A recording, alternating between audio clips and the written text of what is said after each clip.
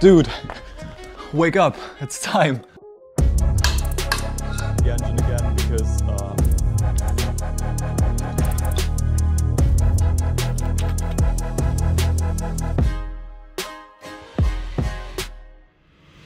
this Mazda RX-7 FC has not been registered for over 14 years. Yep, that's 14 years. In the now 3 months that I've had it sitting in my shop, I've taken care of the entire interior, the electrical system, the brakes, and, most importantly, the 13B rotary engine, which was in dire need of an overhaul.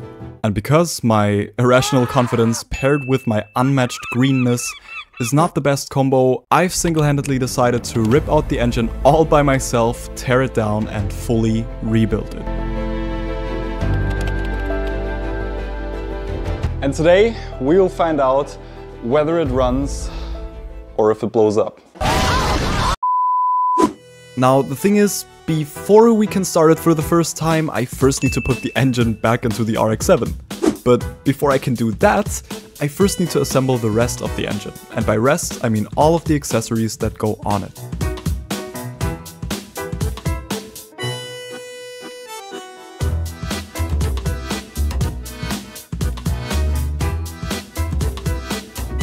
I'm starting off with this pink little bracket, the engine hanger.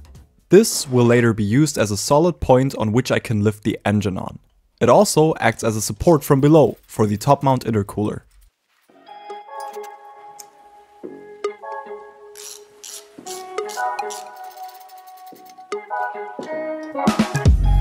Next, it's time for the lower intake manifold. But before, I need to install 2 new O-rings as well as the manifold gasket.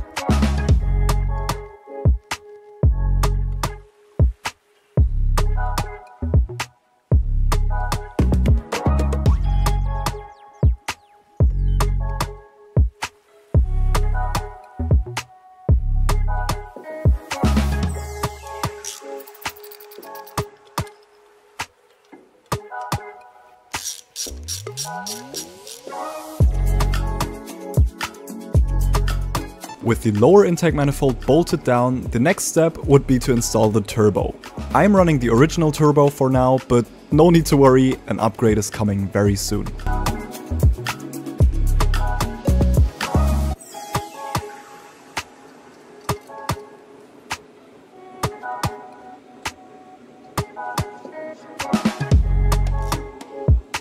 Now let's put the upper intake manifold on, to make sure that this fresh 13B can breathe freely. This also makes the short block look much more like an actual engine again.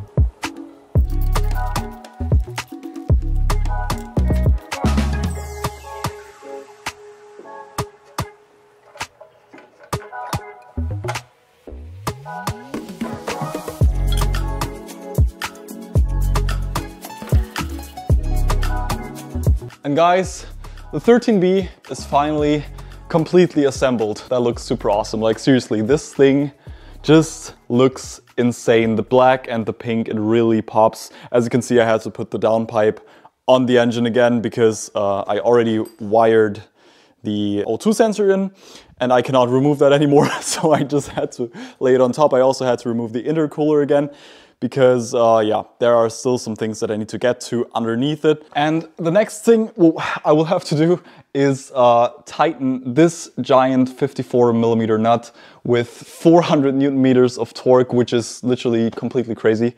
I don't know what that would be in foot-pounds, but it's much, trust me. To do that, I will have to get the engine crane, hook it up to the engine hangers right here and in the front here, and put it on the ground, because on this engine stand, when I press down with 400 Newton meters of force, I really think this thing is gonna break, because this thing is really flimsy. As you can see, the entire engine is shaking if I just shake it a little bit. And yeah, let's do that now.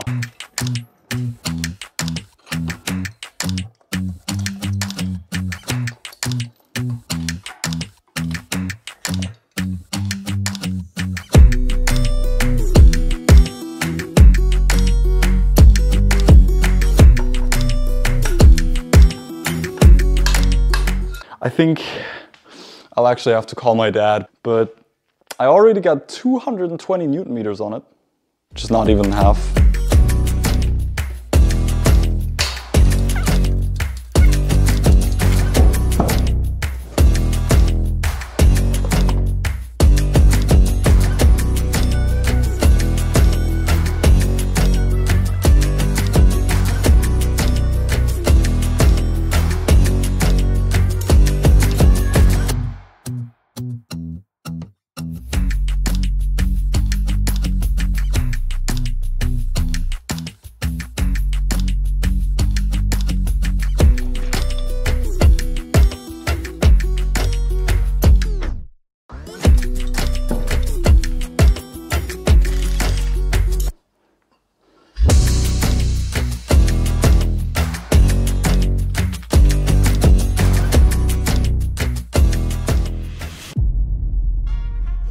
It is day 2. And what you were just able to enjoy in probably a 1-minute clip of me putting the engine back into the RX-7 actually took me more like 7 hours in real time.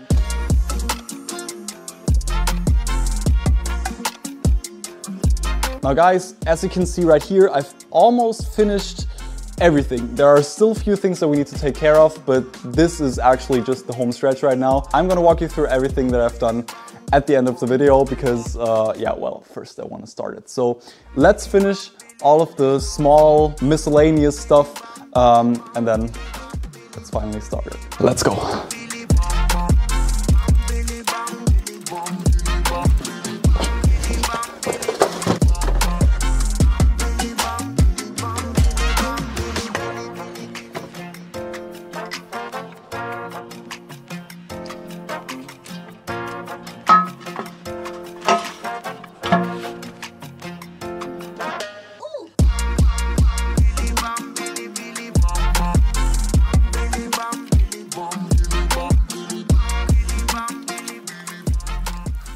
Guys, it is finally time.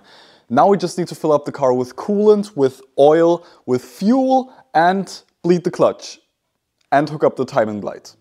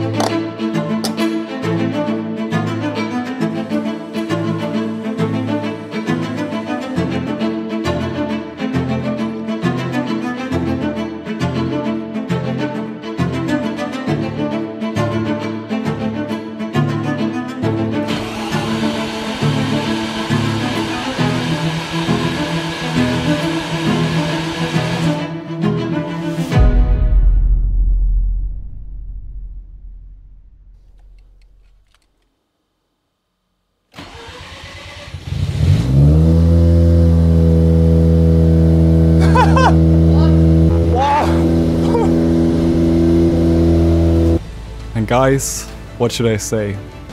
It ran, and it ran good.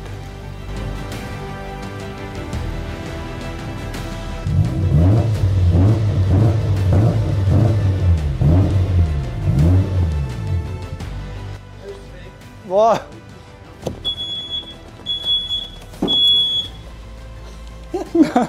Guys, well, there we have it. I really don't know how to describe that feeling, seriously. It was just like, I turned the key and I was really expecting the worst. I was really expecting this thing to, like, I don't know, not run or blow up or whatever. But it literally, you saw it. It immediately turned on. And this was my first ever engine rebuild. I've never taken apart an engine before. I really still cannot believe that this actually worked. And the best thing about it is that it actually started way easier than it did before I did the engine rebuild, which leads me to believe that I've done a good job. No, just kidding. We still need to be careful and we still need to adjust many things. You literally cannot believe how happy I am right now. Like, it happens rarely that I'm really excited about something. Like, I still remember back then when I had my Skyline, you know, I did a turbo swap and whatever, but I was never really that excited about it. But seriously, I don't know what to say, but this is really a huge accomplishment for me, and yeah. I'm just so happy that this thing finally runs. Now we can finally get this thing road legal. There are still many things that we need to do, but the biggest thing about this is finally done, which would be the engine. And guys, even though the first startup was pretty smooth, like really smooth, there were obviously also some problems. Let me show you. The first one being that on the thermostat, like bracket connector, where yeah, the gasket is basically leaking just a tiny bit, as you can see down here.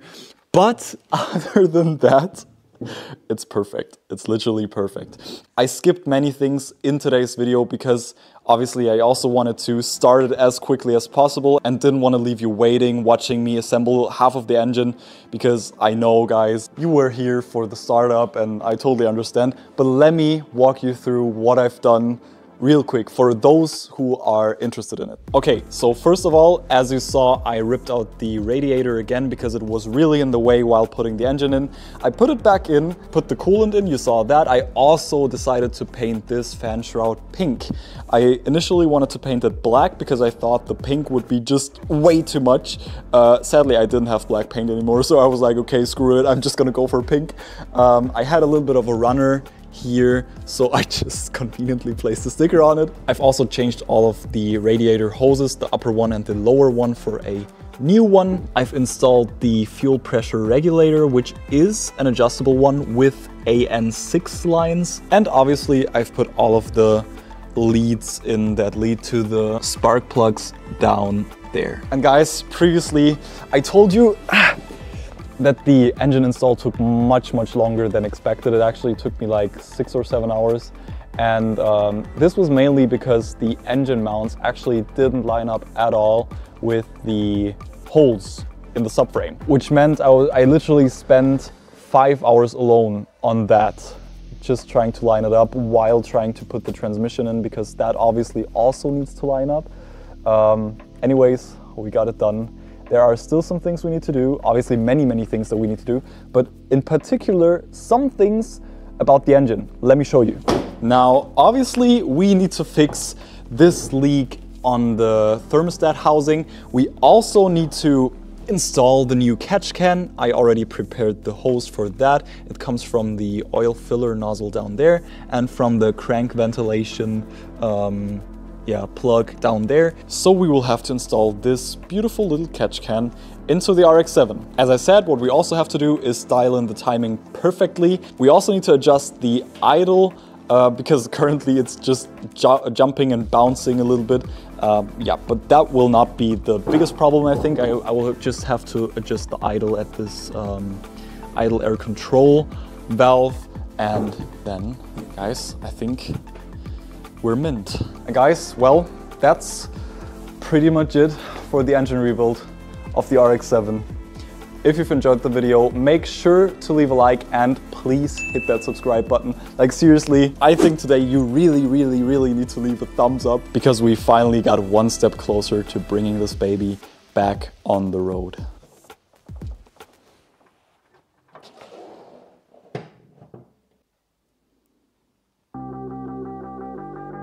When you're running out of luck, need to get unstuck, so go off.